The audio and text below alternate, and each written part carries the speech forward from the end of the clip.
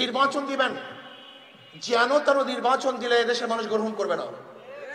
আপনার মনে রাখতে হবে, যদি নির্বাচনের পরিবেশ সৃষ্টি না করে, লেভেল প্লেইং ফিল্ড তৈরি না করে আপনি নির্বাচন দেন, তাহলে আবার আপনি ব্যর্থ হবেন, আবারও ব্যর্থ হবেন।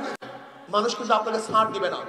এর জন্য আসুন, এমন নির্বাচন দিবেন যে নির্বাচনের মধ্যে প্রত্যেকটা মানুষ তার ভোট অধিকার প্রয়োগ করতে পারে, সেই ব্যবস্থা করতে হবে।